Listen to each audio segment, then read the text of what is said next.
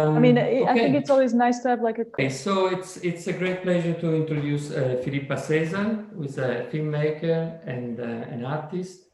And among other things, she's been working on archives, visual archives, and also she has set up a wonderful project called Mediateca Onshore in Guinea-Bissau. And hopefully she will talk about also this project. And yes, I really admire Filipa's films, but also the way she thinks through images in terms of community making and commoning, and also in relationship to forms of militant knowledge and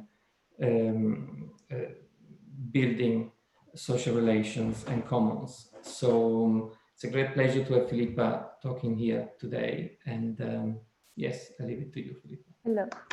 So I'm going to show you, I'm going to start by showing you a very small excerpt of Spell Reel, just to give a little insight. And then I'm going to read the text. So everything will take like an half an hour, and then we go into a conversation, if it's okay. I hope now I can share also this screen. Let's see.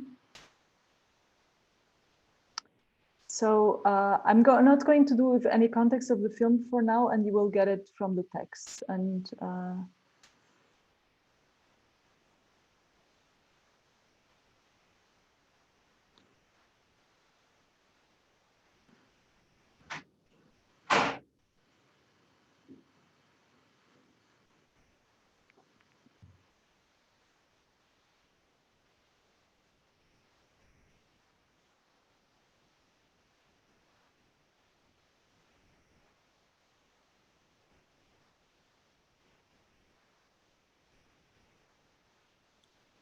we can't hear anything. Is that normal?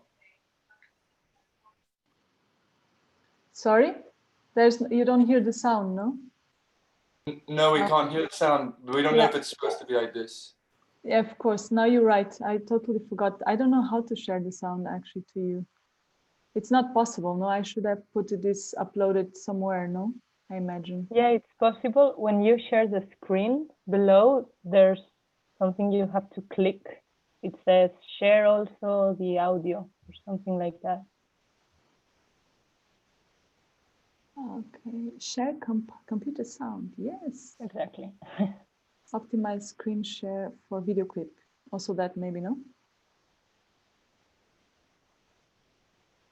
I have also to write a password. No.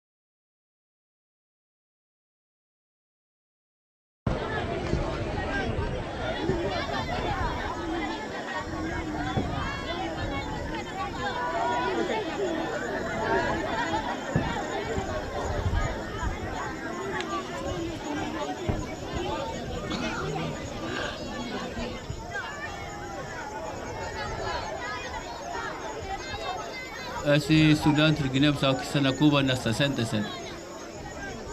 Veja se manda de quando aqui para Cuba 25 estudantes.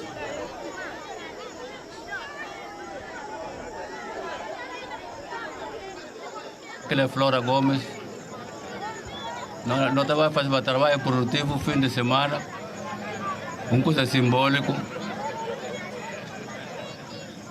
Aquela é Chucha Mendes, já de Chicoté.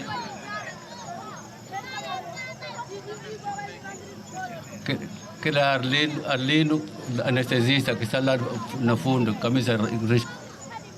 É anestesista, está na Canchongo Gosse. A nossa era, portanto, o primeiro contingente de 25 estudantes, depois vem mais outros que vêm para o hospital. É que é bem reforçado, mas nas 72, 71 chega mais outro contingente, mais 9 ainda. Aquela Aurélia, el laboratorista. Parece muro, vos. Que la me. Que la fina crata, no colega, era nós quatro que vai estudar cinema. Fina é um deles, ela era o único mulher na metade. Que la Teresa Cabral, ela que era não responsável, ela que fosse o Manuel Latna.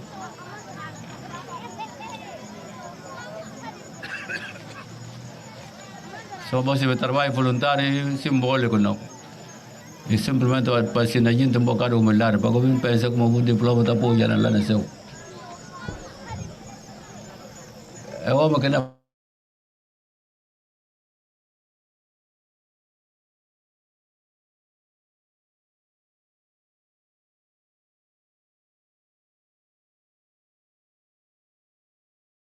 You are muted, Filipa.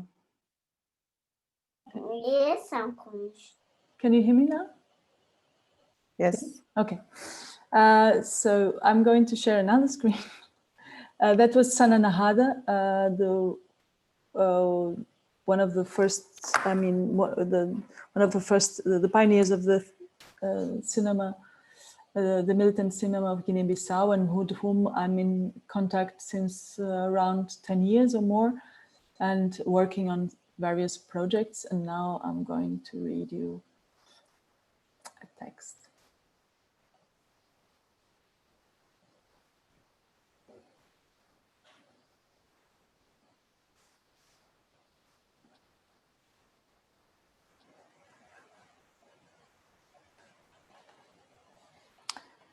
A green without marker. The title of this contribution derives from the English translation of Chris Marker's film Le Fond de l'air est rouge from 1977, A Green Without a Cat. Open quotes. Well, I have no good news. It seems Chris Marker has played one last prank on us. These were Anita Fernandez's first words to me when I arrived at her apartment. The box with the Bissau documents was on the table. Letters, pictures, and journals damaged after a recent flooding in her attic. Maybe you just should have you should just photograph Courgette, my cat, sitting on top of it. That would say it all. This is Sunday, 29th of November 2015. I visit the French writer and filmmaker Anita Fernandez to greet a dear friend and photograph some documents that she kept from her experience in Guinea-Bissau in 1980. This was one of the last stops on the journey of the LUTA CABA INDA project, The Struggle Is Not Over Yet, which has spanned decades through Paris, Boué, Berlin, Bissau, Guimarães, Conakry, Moscow, Cuba, Cacheu, London, Lisbon. Sunless. I first met Anita Fernandez in 2012 after an event at Jeu de Paume in cinema, presenting freshly digitized material from the Guinean Audiovisual Archive. Fernandez came to re-encounter her old friend, Sana Nahada, one of the 4 pioneers of the Guinean militant cinema. Among many other young Guineans sent to Cuba in 1967 to be educated in various disciplines, medicine, warfare, aviation, Nahada was to be trained in the field of cinema and joined Santiago Alvarez's team at the Instituto Cubano del Arte y Industrias Cinematográficas in Havana.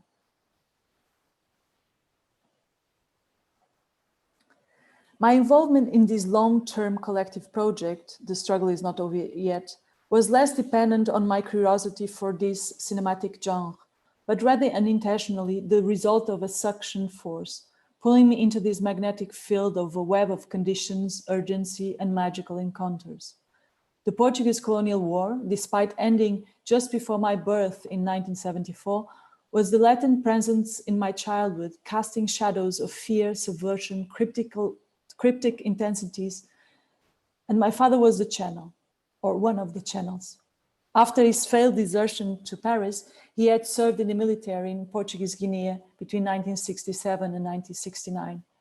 I was introduced to an imaginary of resistance to Salazar's regime, an underground subversive political literature, the illegal immigration of deserters and political activists, and revolution through the radio transmission of a coded song. But for many years, I thought this was a story disconnected from the rest of the world, something that resided in my apartment, animated by certain props, a military uniform, blue batik fabrics, an African wooden sculpture, a tale rather than history. That changed in 2003 when I was bewildered by my first encounter with Sans Soleils by Chris Marquer. There were images of Guinea and a spellbinding voice talking about the Portuguese-Guinean conflict. Why should such a small country and one so poor interest the world? And further, who remembers all this? History throws its empty bottles out of the window. A French filmmaker knew about that war and also knew that the country inscribed in my fantasy did not interest the world. I knew that Guinea was the place where my father had fought on the wrong side, mistaken by the communist ideals that militants should infiltrate the colonial military and subversively undermine its power, with dignified intentions that didn't prevent him from getting implanted there in a sunless gloom.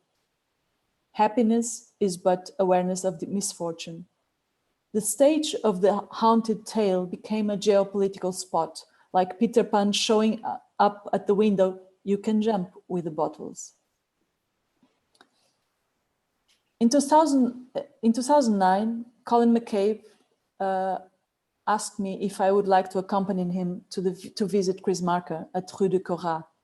When I asked about Guinea, Marker answered to me, if you are interested, then go and meet Sana.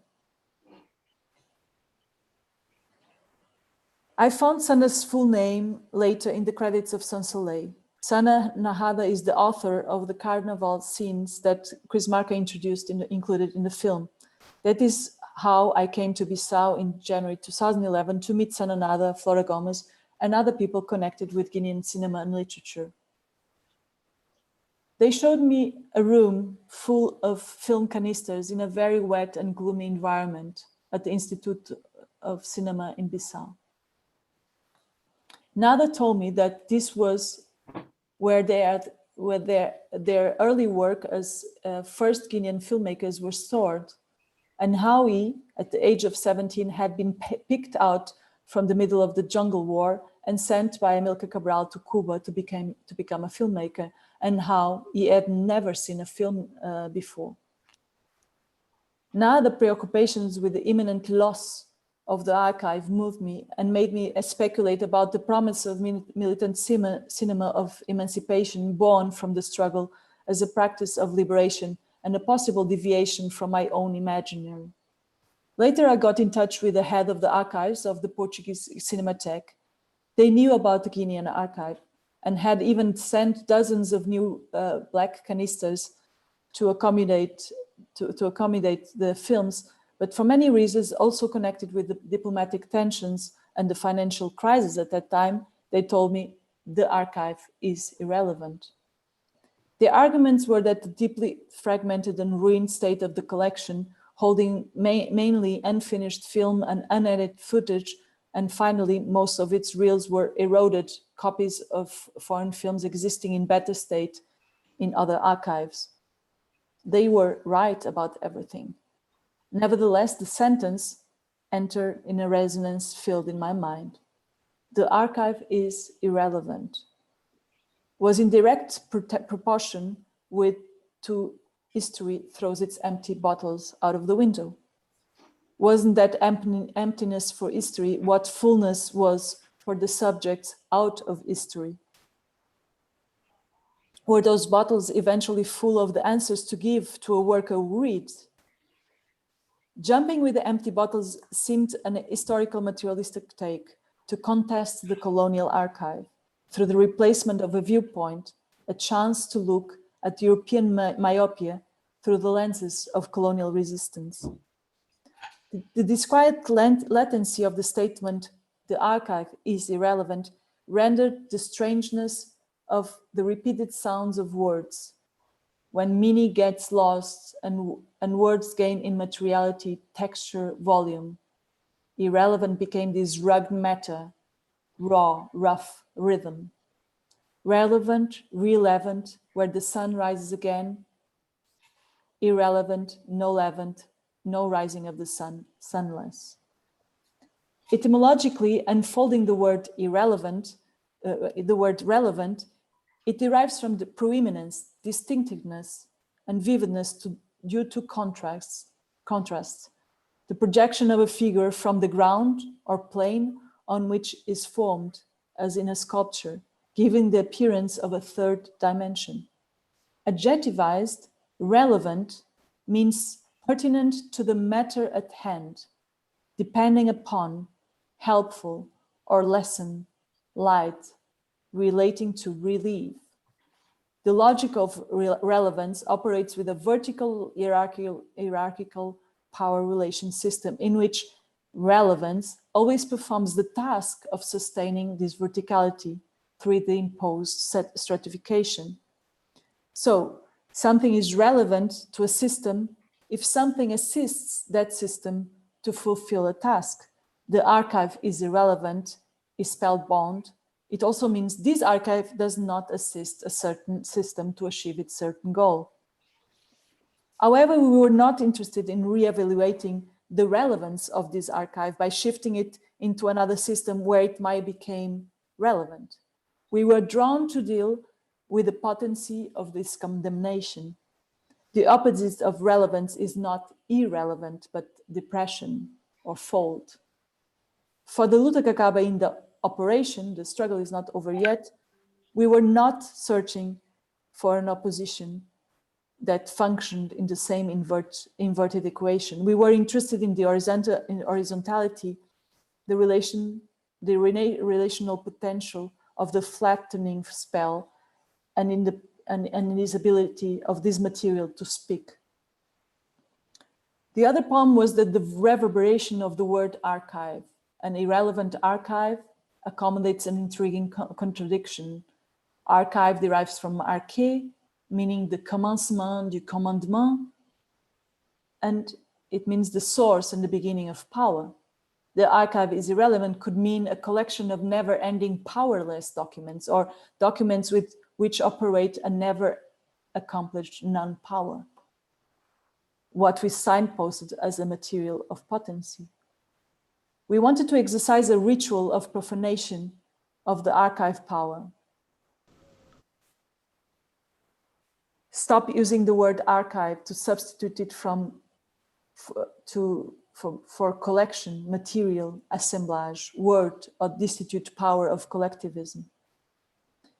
During the rainy season of 1999, after the civil war in Guinea-Bissau, the audiovisual archive stored at the Film Institute in Guinea-Bissau was thrown out of the window into the streets. Only weeks later, the filmmakers themselves, Flora Gomes, Sananada, Suleiman Biai, rescued what remained of it, escorting it as they could through years of neo-colonial instability. Its ruined and fragmented state became a chance, instead looking at the material as something precious. We thought of it as a moving body, a projectile that we were able to accompany in its flight, a nomadology, an abdication of history. So LUTA CABA INDA is a Creole expression, which means the struggle is not over yet.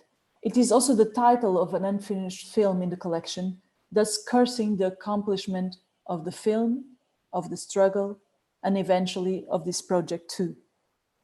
We appropriated the title and its curse for a series of screenings and discursive events used to channel the content of the fragmentary corpus and to welcome its conflicts. In this text, when I say we, always means the Guinean filmmakers mentioned and a crowd that built an alliance from the first cataloging of the material in Bissau through the digitalization in Berlin up to the participation in multiple screenings and discussions in dozens of locations in the past years. So LUTA CABA INDA showed itself to us as an irrelevant, irreverent force that claims, I'm not from yesterday, I'm from now. It is a projectile that is traveling for decades, centuries, and offered us the chance to join the journey. Now I don't know which images comes now. Okay, it's a good. In an email from 16 of November 2015, Sananada wrote to me, "What made sense of an object of our propaganda in one particular context can become a sturdy friend difficult to appease in quite another.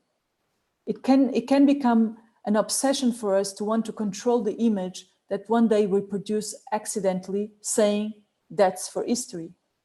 Yet the image gives itself a new life, a new destiny, with or without us. It frees itself of our guardianship."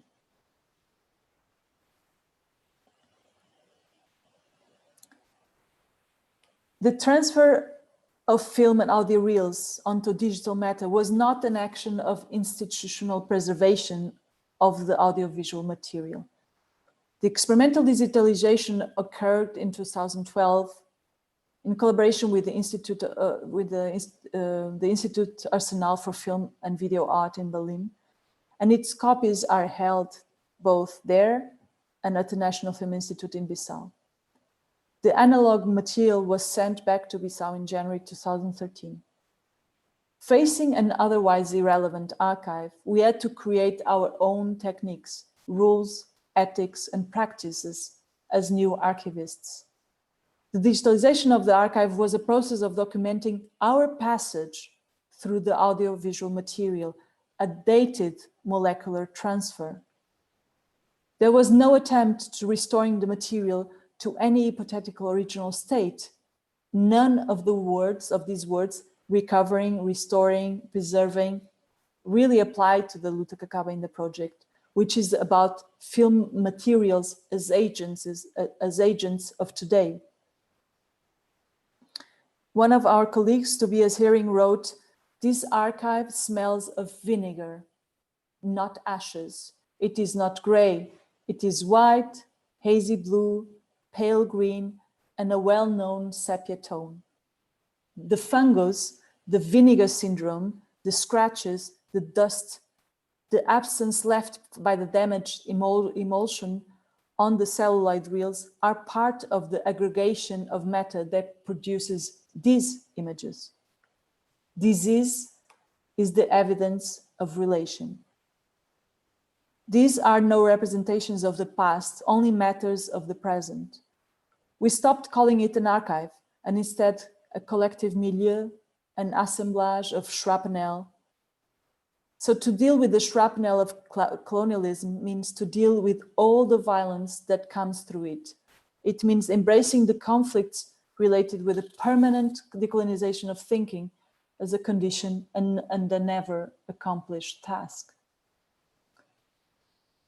War is not only channeled through the representations in the image, but also inscribed in the very material condition of its supported matter.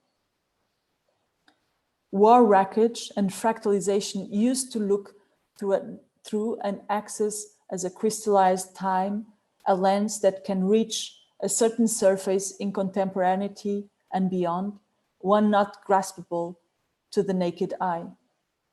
A kaleidoscope resulting from destruction, but also from resistance and alliance as the becoming of multiple visibilities.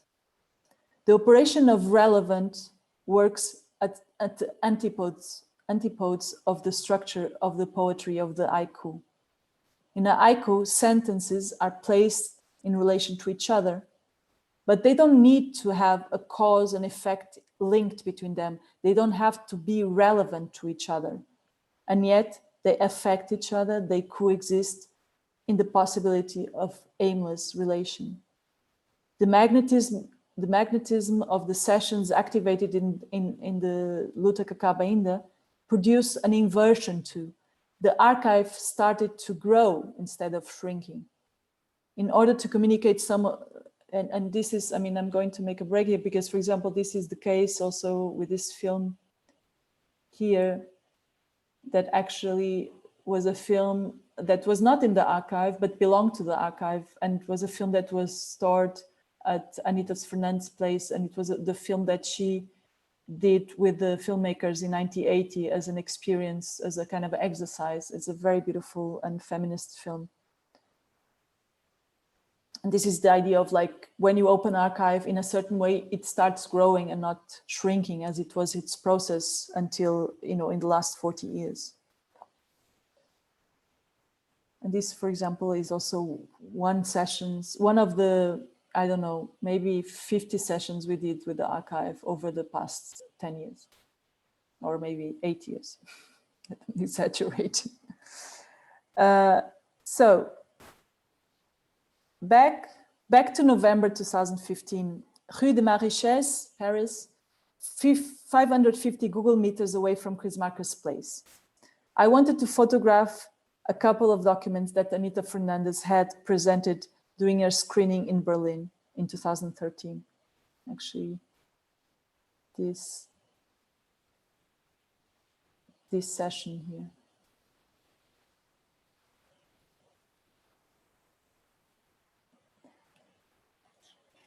These documents that I wanted to photograph were a postcard from Paris dated from 23rd of June, 1980. The back of the postcard was the Eiffel Tower photographed through a fisheye lens. It was handwritten with, this is the copy before the flood. This is the postcard after the flood. It was handwritten with kami-like onomatopoetic signs addressed to Anita Fernandez in Bissau. Anita unraveled that Chris Marker's postcard, by recalling that early in 1980, Marker had asked her for a meeting. For 1 hour in a Parisian cafe, Marker spoke fast, slurred words that Anita Fernandez couldn't decode entirely, ending with, "You agree?" Anita Fernandez was so taken by Marker's enthusiasm that she answered, "I didn't understand what you just said, but I agree." So Marker was asking her to go to Bissau and continue his work helping to develop the recent founded National Film Institute and to support a cinema practice with the young Guinean filmmakers.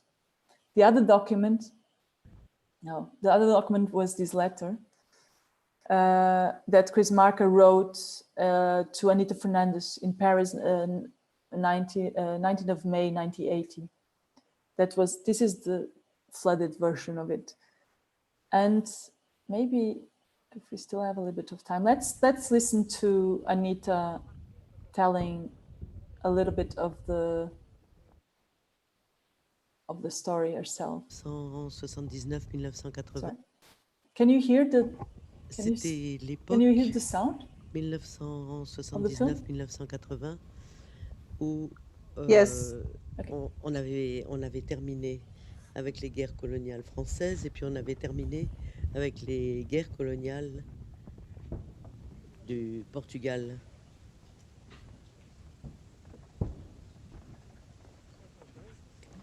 Et c'est à ce moment-là que j'ai été contactée par Chris Marker, réalisateur français, qui s'était intéressé à la Guinée-Bissau. De toute façon, il faisait tout l'intéressé.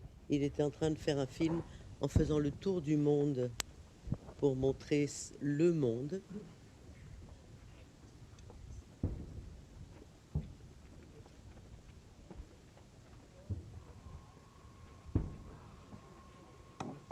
Voilà, c'est mieux là. 19 mai 1980. I think I'm just going to read a very little, because I would like to get the excerpt, but it's difficult. So I'm going to read just very fast the beats that I would like us to understand from her. So Marker writes to Anita, just this part. You can imagine how happy I was by reading a letter, just followed by another from Sana, who confirmed the progress accomplished from his point of view. This produced an interesting stereo euphoria in me. It is certain that the first obstacle has been overcome.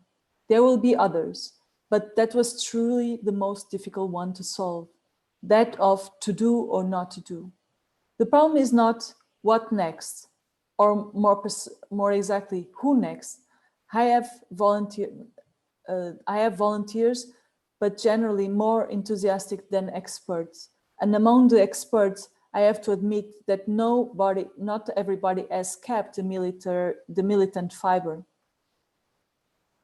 But eventually I will go to Japan again, where the unintended elections will take place in June. If I'm not there, Sara Maldoror can respond, therefore also send her the information doubly.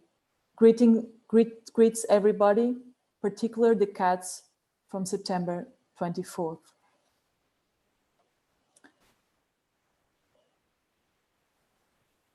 Maybe I just go through this image.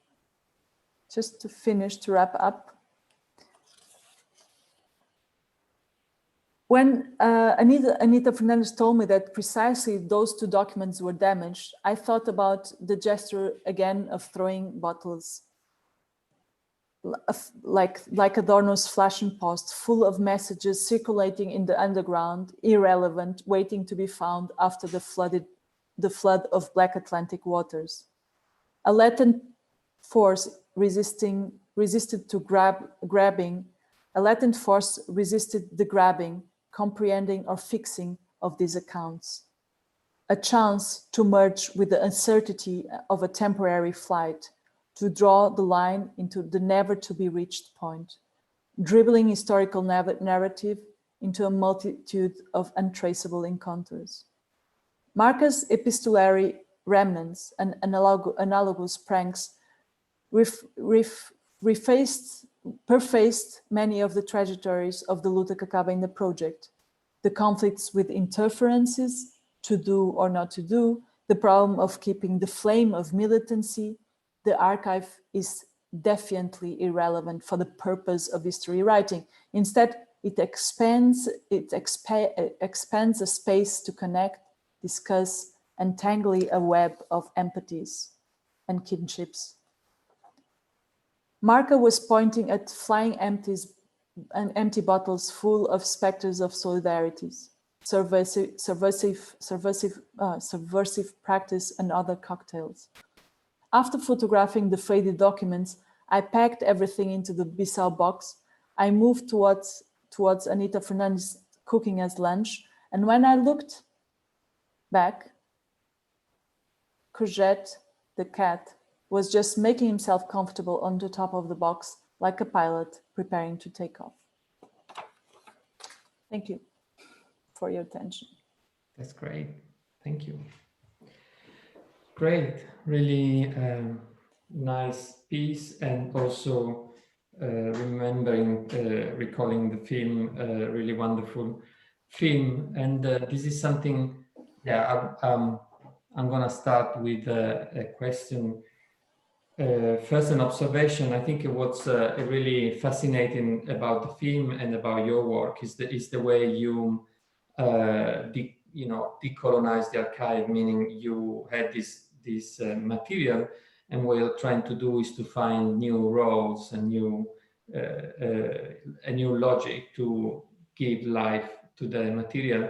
And what I love about both your work and the film, that it reflects the work of this new decolonized way of thinking through images, is that the film is itself a journey through the activation of this archive and the socialization of the archive through encounter with people, through screenings, and of course through digitalization and thinking how to digitalize it for whom.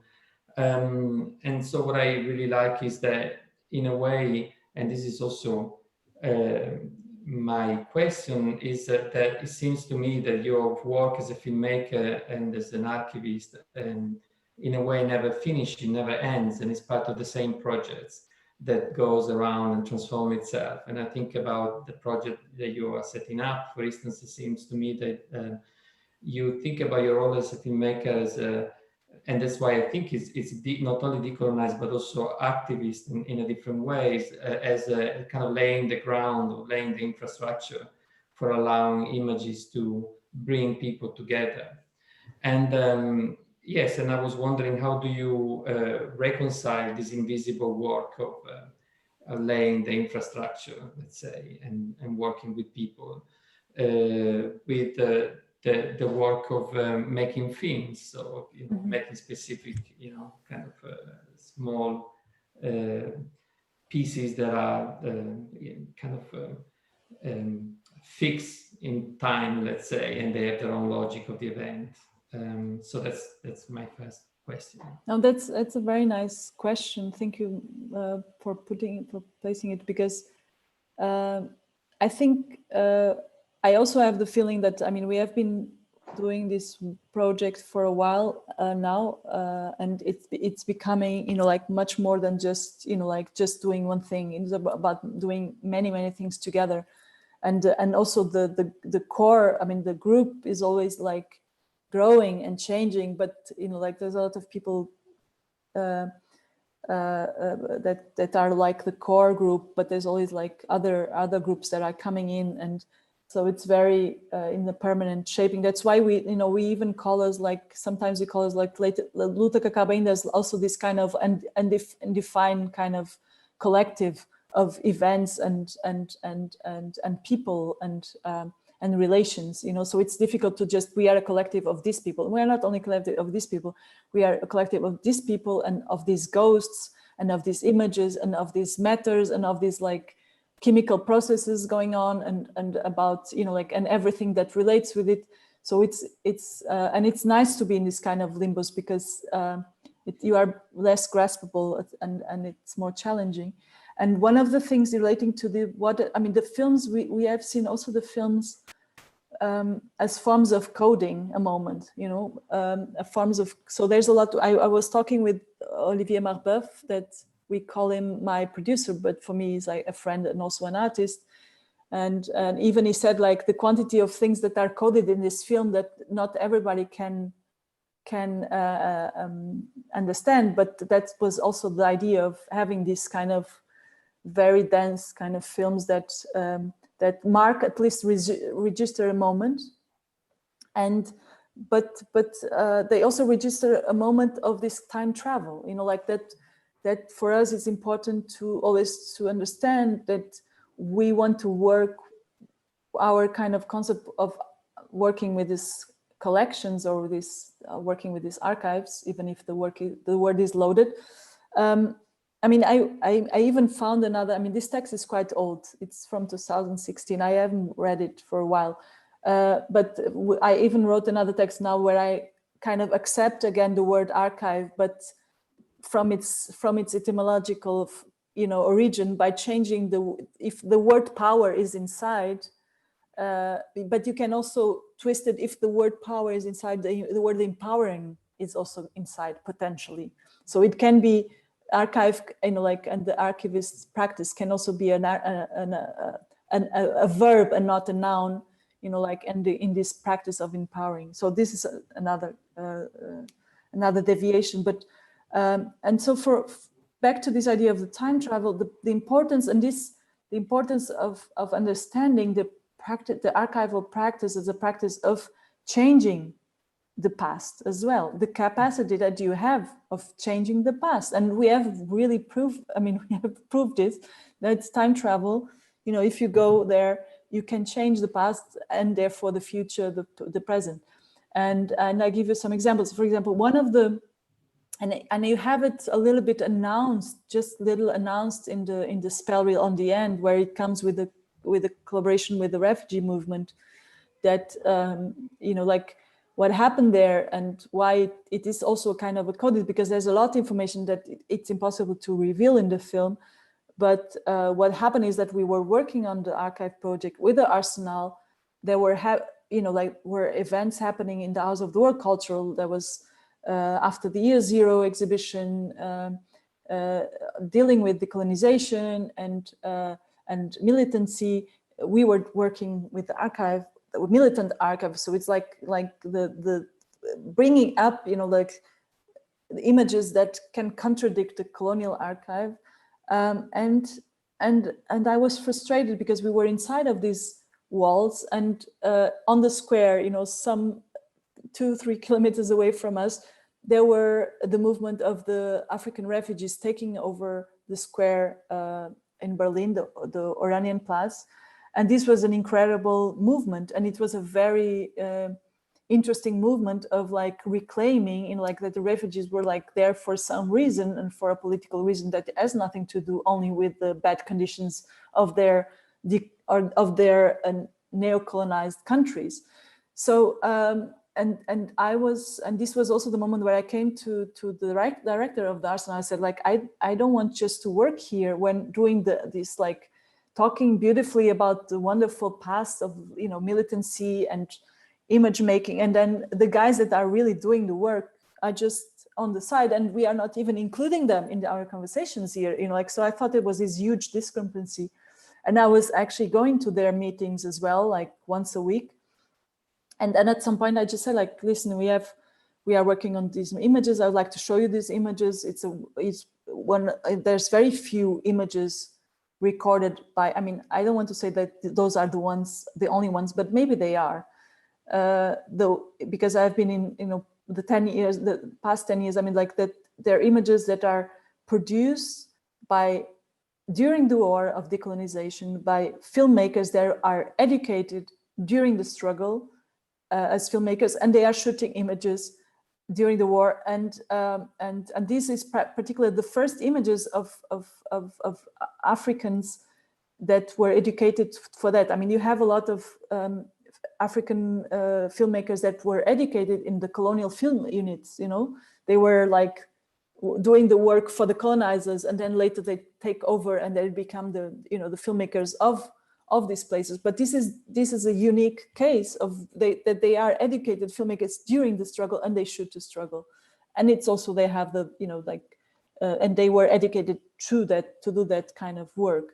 So so in this moment when I was showing, for example, the images that appear in the end of Spell Reel of Guinean children, you know, like students and school students that were educated in the jungle schools in Guinea-Bissau, coming, you know, they were never, I mean, they come from the jungle, they were educated in the jungle, and they were collected to come to Berlin, to East Berlin, for the Festival of Youth in 1973. And this was the war. It was the very bloody time of the war. At the, you know, they were using napalm and everything on the schools, on the jungle schools. I mean the Portuguese, of course. And you have these children being welcomed in East Berlin by German children, by white children, you know, like asking them, you know, to sign their t-shirts, to, you know, like there was this kind of like euphoric kind of welcoming this jungle young militants, and how they were heroic, you know, like struggling for their freedom. And when Bino Bianci-Biacoleca, this activist, that now is actually a radio activist in Berlin, also part of our group, he looked at these images and said, Filipa, I need these images to show them in the Oplatz and to the people, because they showed another way of welcoming us, you know, like, and also of relation between Africa and Europe.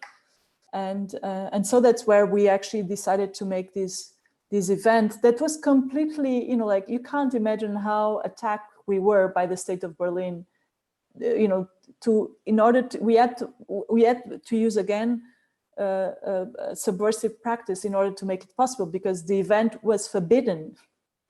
The event was forbidden by the state of Berlin. They said, you cannot go into a place that is occupied. You can invite them to your place, but you cannot go and empower their place. So basically that, but they didn't say that. They said that just that we were going to destroy the green areas of the square. You know, like, that was the argument. And that in the same week where they say no to us, to the event there, Angela Davis was also coming to Berlin to visit them, and she had the same no. And it was a very kind of interesting phase in 2015, these two events, because were happening at the same time. We were preparing the screening, Angela Davis were there, and then we were already finding alternatives. And then we found a garden from, you know, the Princess Garden. It is a garden just next to the square that is from our friends. And they say, okay, just do a small event then, and they do the cinema in our garden. So, and Angela Davis did the same. She said like she was forbidden to go to the occupied school that is also just around the corner, occupied by the refugees. But with Angela Davis, the state said, "Oh no, you don't go there to them. You can come to the city hall, and you can meet the refugees in the city hall." You know, like the importance of of the power, to have the power over these events. And then she did the same. She convoked a secret meeting in a cafe. She took an old cafe in Kreuzberg, and there was a secret meeting only for the refugee people to meet her. I was also there because Bino took me. But you know, like this was the thing. So basically, you know, like can you imagine you know, we're talking about we're not talking about the past, we're talking about the colonial present, you know, like, and this, the importance for us to make this time travel is exactly to make the links that are there, but they are not visible to people that are not, you know, aware of history, or aware of, I mean, they are aware of history, but maybe another history that we want to be interested in, I mean, another narratives. So this is for you to understand, like the. Great, thank you. That was very, yeah, that was fascinating. Okay, so I'm taking questions from the floor. I give very long answers, I'm sorry. That was really quite a nice answer. Anybody?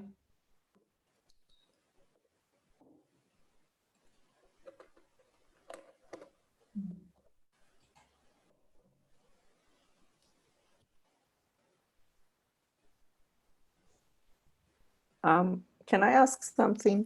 Yeah. You mentioned that your perception on using the word archive has changed in the last several years. Did I understand it correctly? Like you said something like finding the power in itself. Can you reflect on it a little bit more? Because I also have many problems using the word, like the challenges around it.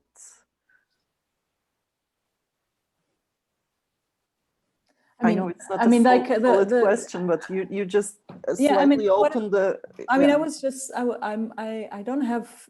I mean, I'm always changing my view on words, and the issue is that arche, it's the ruler, no, I mean, the origin of the word is the ruler, the ruling power, the ruler, the one that has the power, and then I was like, and of course, and for me, when I was writing this text, that I was telling you that at some point we were rejecting, that we were working with an archive, and it had to do with many complex things. It had to do with the situation, because when we encountered this archive and we understood that there was no institution, no local institution, no institution in Portugal that would do anything to make these images be accessible or protected.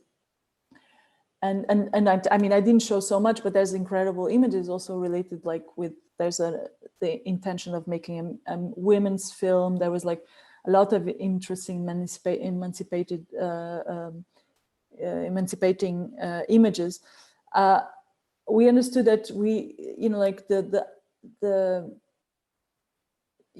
I even have, I mean, to work with the film archive, you need a lot of resources, like normally in a kind of a normal kind of like professional way of working with the archives, no? And we didn't have those means. I mean, we didn't have those means because the means we had were very scarce, but we didn't want it to have this kind of, to succumb to this idea of like, oh, because of scarcity, you can't do anything. Oh, we don't have money, so the archive is lost forever. Ciao. Like, so for us was about, but the matter is here. What can we do with it? Like, and it's a matter. You can look and you see a frame. Like, even that it might be interesting. To access. And so we made, and it was very interesting because like a voluntary group of people, also in Berlin, join to say like, oh, but I know this person, and I know this guy that is, that is developing a scanner like that he invented, and it's like, and then there's these people that could also make a machine to take a picture of each frame, like. So basically, there was all these people that, without money, with very little money, and with their own kind of means, could, engage, and that was what happened. Because normally, like if a Cinematheque does a budget to save, 40 hours of celluloid film, you have like already budgets that go over hundreds of thousands of euros. That would, like, of course, there must be a lot of. I mean, that has to be like very known filmmaker or forever this money to be at stake, to be there. We didn't have that. So it was like about to invent our own ways. And one of the things was also to say, we are not recovering or restoring anything. We just passed with the technology that we had. We passed through this material once, and recorded that passage. And it was a way also of not staying in that place. We are completely unprofessionals, because in the context of film restoration, we are completely zeros, and we have been also attacked by that. Actually, the Cinematheque lately told someone in the Arsenal that our Guinean our archive project is a failure because it's so unprofessionally done, and things like that, because like everything is, but for us was about like, no, I mean, this is exactly how this colonial system is in place to make these images actually, like not having the resources enough to be saved. So how can we invent, forms of sharing the sources and the knowledge that we have to make something out of this. So we had to invent other words. So this was one of the things that's also why we said, like, this is maybe not an archive, this is a matter in decomposition that we documented, and we documented this matter in the composition, like it's celluloid film, it's actually celluloid, it's also like animal gelatin, like it's in the process that is a natural process. We are also getting old, like, so the films are also getting old, and this is why it should be, and we had no intent to restore them to something that they were at some point, like 40 years ago, but how they are now, and how they can be import or interest, and so this is a little bit to understand like why I also wanted to get out of this kind of framing myself in the kind of system that I don't want to be in. That was the archive system, and in the case the irrelevant archive system. But then I was thinking also that if the word power is in the word archive, we can also twist it and think like, but an archive can be also a form of empowerment, like, and not a form only of preserving power, because this is the big dilemma on the issue of archive. It's been like a subject for a while, and for the past 2 decades, a big issue on access and archive and the power of access. And so I think for me, sometimes when I want to do something and the system that the grid that I'm placed in, like it's not allowing me, like we shift the grid, we change the grid, so make it possible, like instead of, of bumping in this idea of like scarcity, that, because capitalism is actually creating exactly these concepts that we believe, oh, but we don't have money. Oh, I want to do this, but I don't have money. I don't have, okay, you don't have money, but if you succumb to this concept of scarcity, but maybe you have like tons of friends, that's not scarcity, that's abundance, and abundance of potential, like doing things, like, and it's a little bit this idea of like the abundance that you can have if you don't have to succumb to a system that is imposed to you. I don't know, like if this was made sense completely, but. Zeno, do you have any comment back? No. Okay. No, I'm okay. Thank you. Okay. Some question from the floor.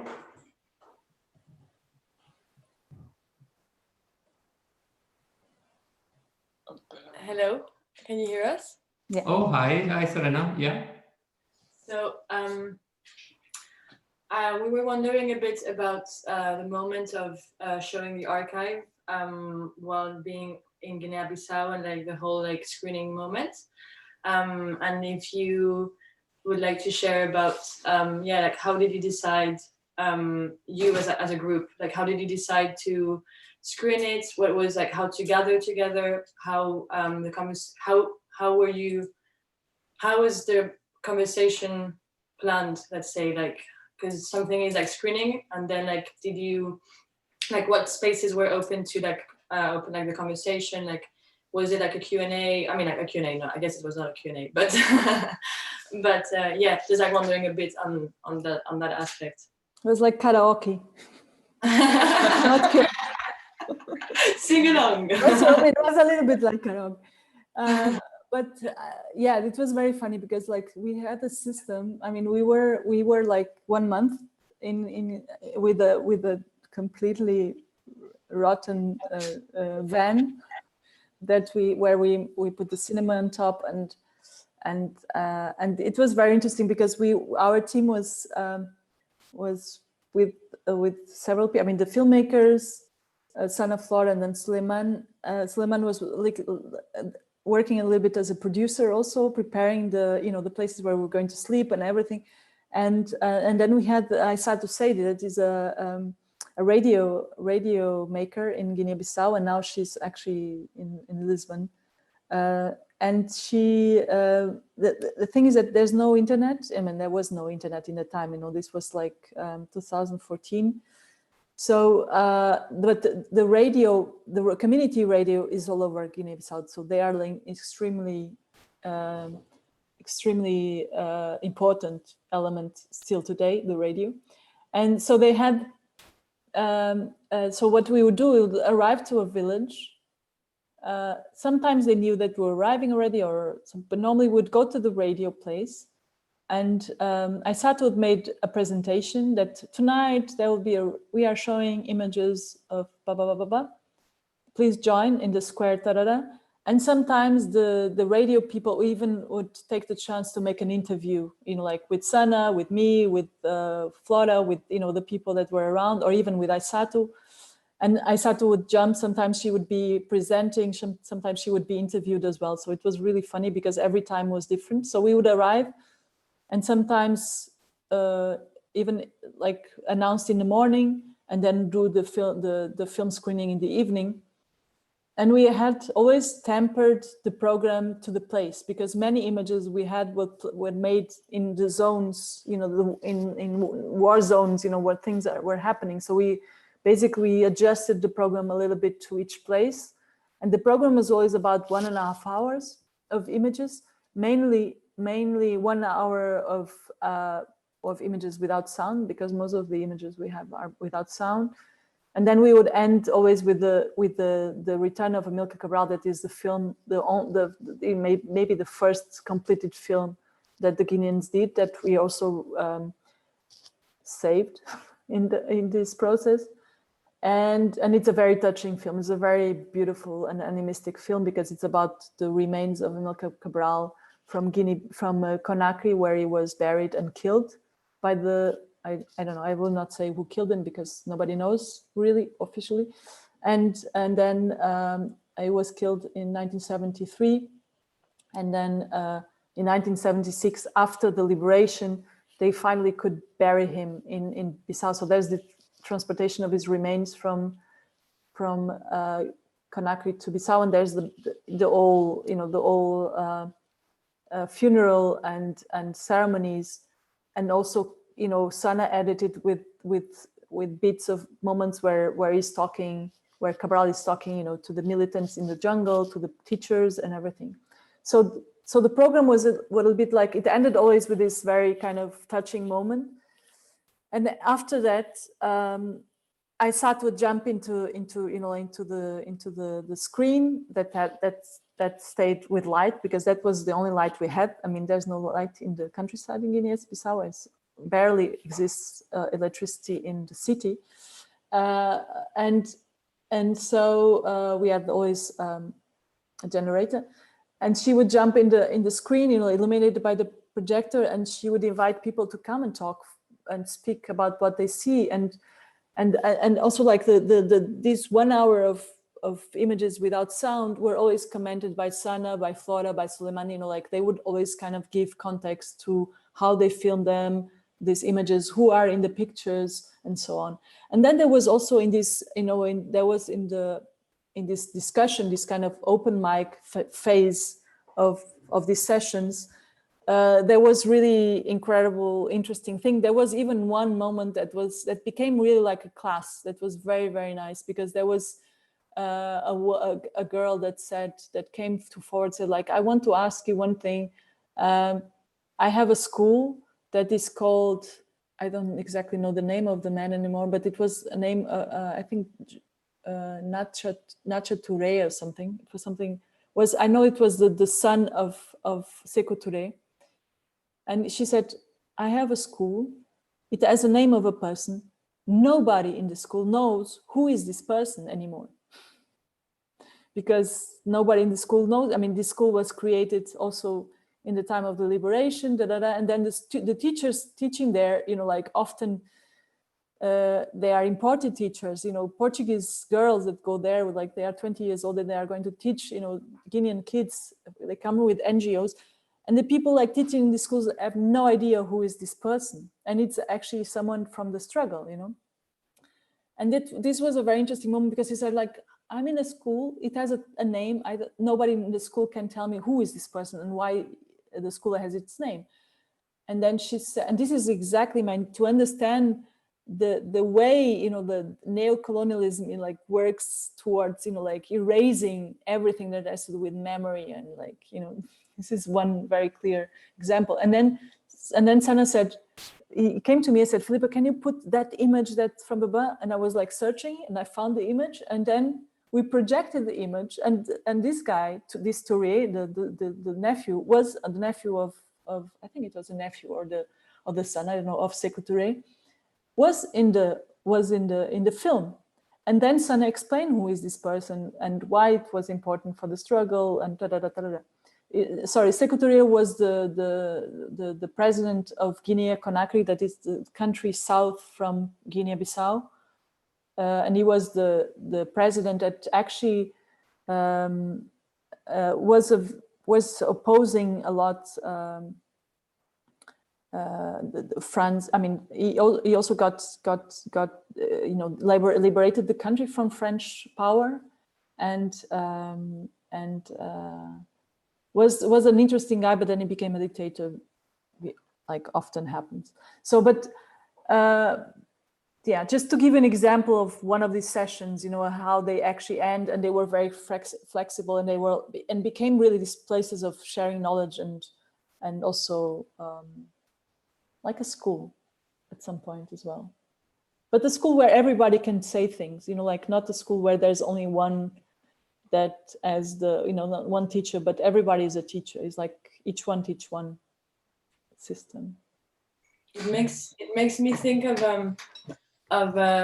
it just seems very anti-cinematic in a way, like how cinemas are designed in Europe, and like how the room is designed for silence to happen and for the audience to forget about their bodies while they are in the cinema, and like that can be completely challenging that notion of spectatorship and of being sitting somewhere. If you have sound, you cannot participate, but if you don't have any sound, then you're activating a conversation in the people that are sitting there. So that's really amazing. Thank you. Yeah, it was very participatory, and was also very interesting, the difference between, you know, like what the young people say and what the old people say, you know, the ones that lived that condition and that history, and so it was like really interesting, the all levels, and also the eloquency of all of them, and also this kind of sense of being suddenly incredibly, you know, like interested.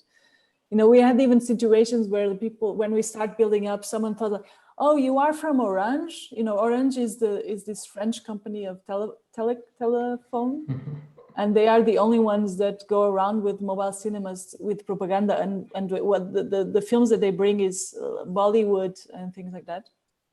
They bring Bollywood and then a lot of propaganda, and then they sell a lot of, you know, cards, SIM cards. And so they thought we were from Orange, and they were like a little bit like, okay, the guys from Orange are here, and one of these guys, once we had a problem with our speakers, so we had to rent from one guy the speakers, and he treated us like shit. Really, he was so arrogant with us, and like really asking us a lot of money, and it's like, this is ridiculous. We don't have any like. But then we made the business, and he lent us the speakers, and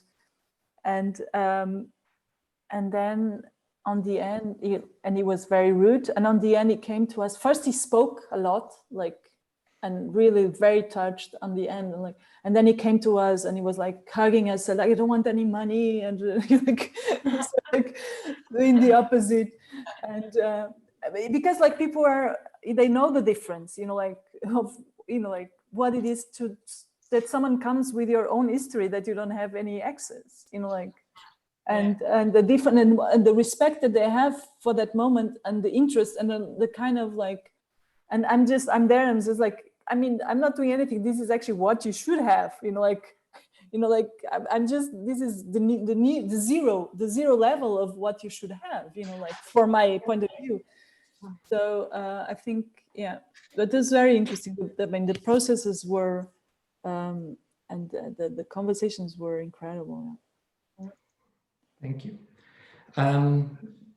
We need to leave to let Filipa go. Is there any other question? And I had a quick question. Yeah.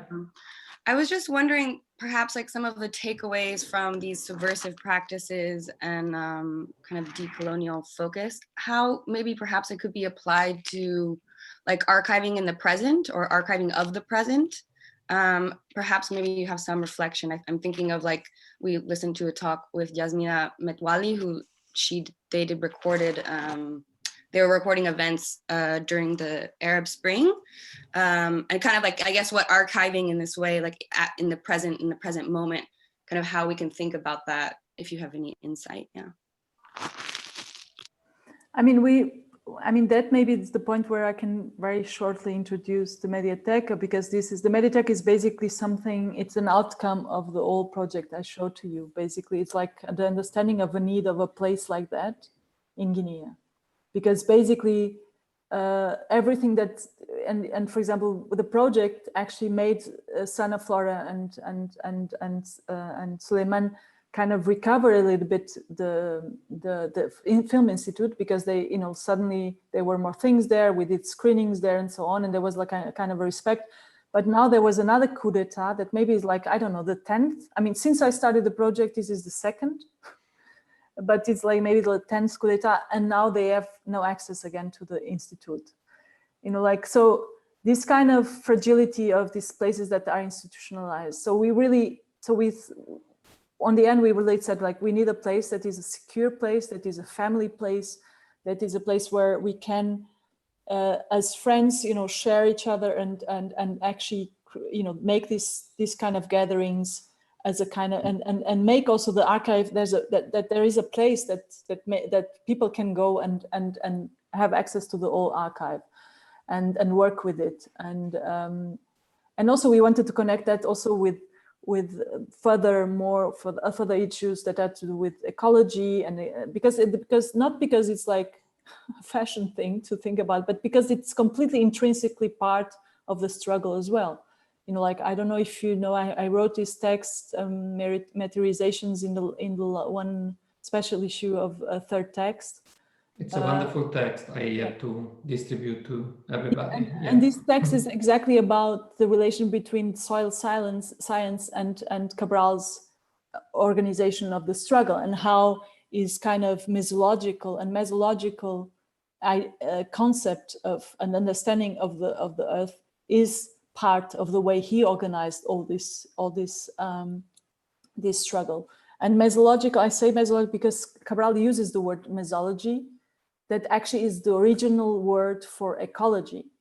And I think it's a more precise word to talk about the same issue, because mesology comes from meso, it's meu, environment, and the logical of the environment, and ecology comes from eco. Eco means house, the logic of the house. So I'm saying this, and that's where I mean the Mediatek on Shore is this place where we are starting to build finally. I hope that by May we have the building built, and the idea is really to be. There's a small residency as well, and the idea is also to change also this idea of artistic residencies as it is being played off, like in the last years in the Western world, of like going to some kind of foreign place, sometimes wherever in even in South America or Middle America, and have some nice time and get inspired and do art. But we want to question a little bit this kind of like idea of exchange and make a place of encounter, but also of exchange where each part teaches the other. I mean, like the person that comes brings something that is going to be shared to this community that hosts him, and the community is going to show them something, and so that there is a kind of a process of sharing. And also there's a lot of rules that we want to create, a kind of a code of conduct of the importance of be aware of your interference to a certain kind of environment and community, and so we have a kind of a proto website that is not that is starting. We're like it's not yet, it's mediatekonshore.org, but this is very, we just had to do this very fast during the pandemic for our funder that is funding the building, but we are working parallel with more time on a different site. And actually, I didn't update it since we had to cancel all the projects with the pandemic. But I'm only going to update it after we are done with because we have like so many updates to make. I'm going to update as soon as we have the building ready, and also there will be also a part where there will be a collection of 70 excerpts from the archive that will be also in the site that will be accessible. So this is an ongoing project, but it's very much about rethinking this idea of going to a place that is that is very sensitive, that has a very interesting history, that where you can learn a lot of things, but with a sense of the fragility of the place as well, and also of the fragility of the place that you are going to visit. So, for example, I have a friend that is going to work on bringing back there, for example, the seeds of this plant against malaria, like Artemisia. He's going to do that, like a workshop there, because this is something that was there. It's one of these kind of knowledges that was there, but it was lost, or it was kind of pushed away through colonialism and through pharma industry. And for example, the Artemisia, it's just, it's better than any medication against malaria. And it's just very simple. It's just a plant that grows in, you make a tea and that's it. And malaria is, like, as you know, and also in Guinea, one of the most biggest problems in Africa at the moment. Yeah, I think I stay there. You can visit the site anyways, and it has very little about the film part.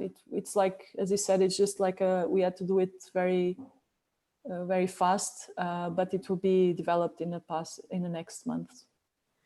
Yes, I strongly advise you to have a look at Filipa's article on meteorization, because the interesting link there is that Amilcar Cabral was an agronomist, and he saw the thinking through the soil as very important for the way you led the revolution, obviously for kind of logistical reason, but also thought about relationship between filmmaking and the environment. And so Filipa reflects on this, and this I think is another really important way of activating this imaginary archive, thinking through why that moment of revolutionary filmmaking was also considering the environment, the relationship between filmmaking and the environment, and how important that is for thinking about the same practices today.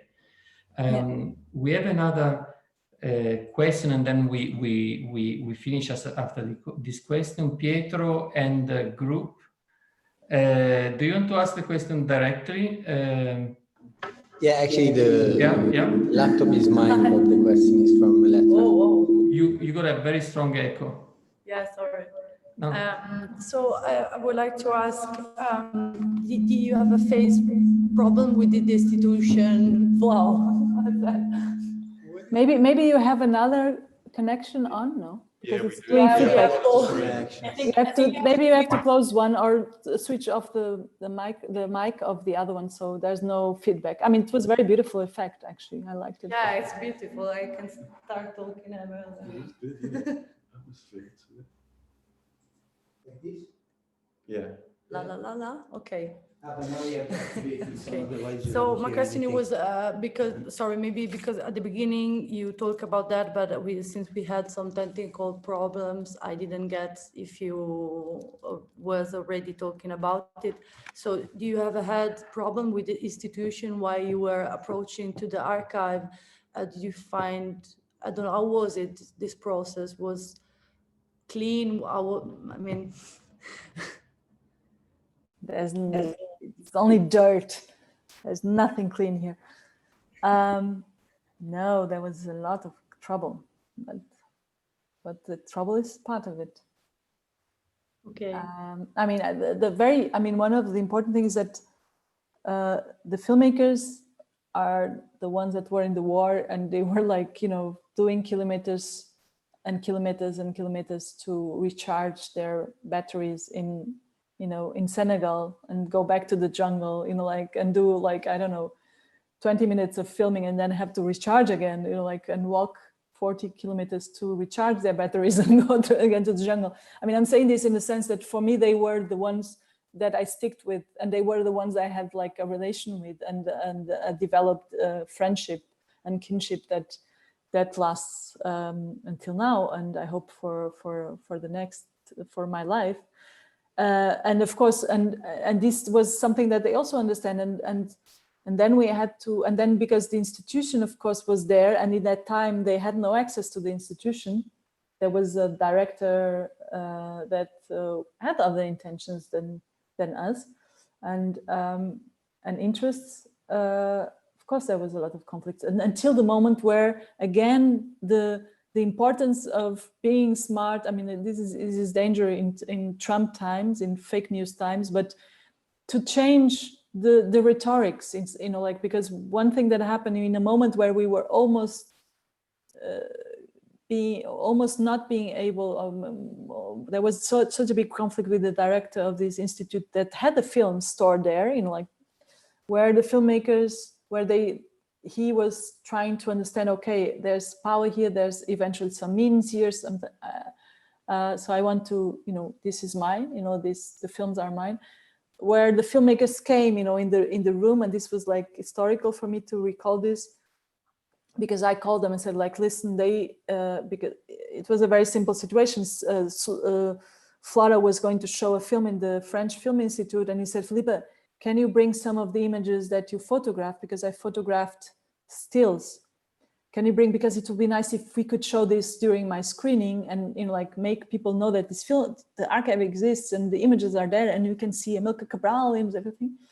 So, and the moment that he told me, I said, of course, I'm going to prepare this. And I tell the director, I'm going to bring this image. And I said, no, you're not, because I didn't receive any letter, asking me authorization to show the images, when actually, they are the ones that made the images, and the guy is just, a power politician. And then it was very bitter, because I just called Sana and told him about this, and in 20 minutes, both of them appear and enter the institute, went to him and said, these images are not yours. We found them on the street because you, the institution, throw them out. So this is found footage, it belongs to us. We didn't only shoot them, but we also, rescue them from the street. So you don't have any word about it. And this was and basically what they did was this gesture, actually Cabral did that a lot during the war. This was like, he shifted a lot and what he did like, he shifted, he said like, what he did like from an archive became found footage, like from an archive that is in an institution, it became just material that was garbage and that they found. So they swapped the thing, and then from there on, we didn't have any problem anymore. So I did it. So just to. Thank you, Filipa. Welcome. Yeah, we let you go, but thank you so much for your fantastic presentation and very generous discussion. We really enjoyed it. Thank you so much. Thank you. Thank you. Bye-bye. Thank you. Bye. Thank you so much. Bye. Bye. Bye. Bye. Wait, did you get